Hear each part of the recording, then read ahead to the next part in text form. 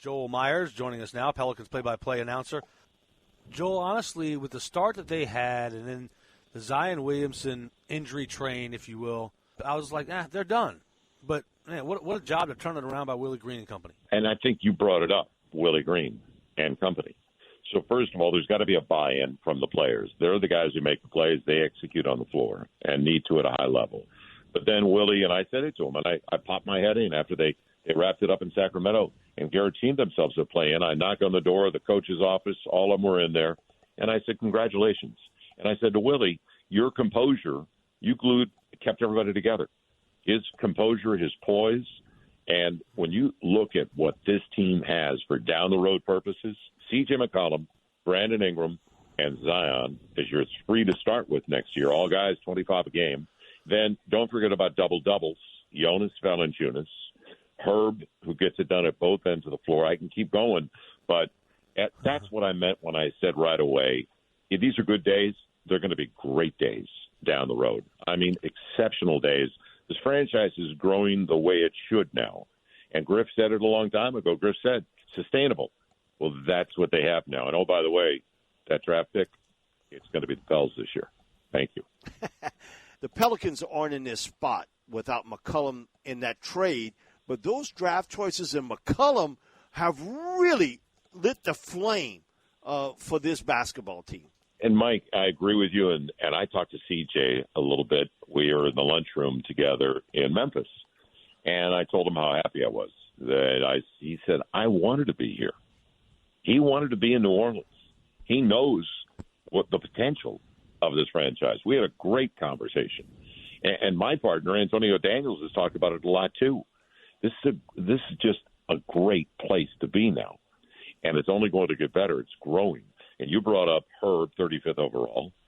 Herb, all these guys, Brandon Ingram's 24 years old, guys. Yeah. All these guys are 24 or under. And then you got Trey. Trey's going to be a serious problem for people.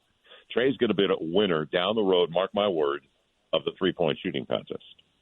Trey has got a lot of game. He's a really good athlete, and he's 6'9", legit.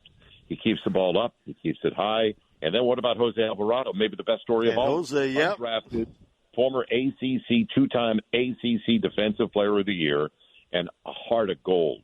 I mean, just a great young guy. And, you know, all these guys, they are all there with a purpose and a common goal. It's unique. And the Saints have had it for a long time. Pels are going to have it now. Chemistry. These guys really like being here. They like being together. They appreciate each other's success, which is not normal. You know, competition, sometimes guys don't like it if guys hitting buckets because I'm not getting on the floor. He's taking my minutes. I should bring up Billy Hernan-Gomez, Larry Nance Jr., all these guys, and I go down the list, Najee Marshall, because now there is chemistry. These guys are really happy to be a part of what we're, growing right now in New Orleans. You know, I've watched it. I've been here 10 years now, guys, and I see how good this city is. I mean, I know firsthand now. So the base is here, and now the success of the team. It was packed last night. The building was packed. So we have some seats left. Get everybody out. Wear the red. And I remind everybody, go to pelicans.com/tickets and get there early because the party starts at 7. Joel, since 2018, I was in that building for the 2018 playoffs. And, man, just like, the Superdome has a specialty, a specialness about it and unique, and it's almost like a party atmosphere. It's like that in the Smoothie King Center, too, now. I mean, it is a great atmosphere, a tremendous atmosphere. Well, I love it when we go to breaks, we go to timeouts, and everybody's up on their feet, and they're kind of partying together. And then I've gotten to know a lot of people that are, whether it's a 12-game package or season ticket holders, I enjoy their company. I enjoy the people that come in regularly, and it's like a family of friends. We all get together for the Pels. We're all there to support them, and it's very similar to what I've seen with the Saints at the Dome. Those people have been sitting close by, and they know everybody. They know their families and their backgrounds, and they get together every season, and they look forward to it. And that's what we've developed now at the Smoothie King Center. A lot of the people that have been there, and they're enjoying each other's company. I was going to be a little bit of Debbie Downer. In the past, they've been in similar situations where there looked to be a bright future only to be disappointed. But you feel like there's a difference now because of the plan put forth by the front office. It requires bright leadership, and that's what's on the second floor. It's been on the second floor at Airline for a long time, and I just brought up those names. There's bright leadership on the Pels now.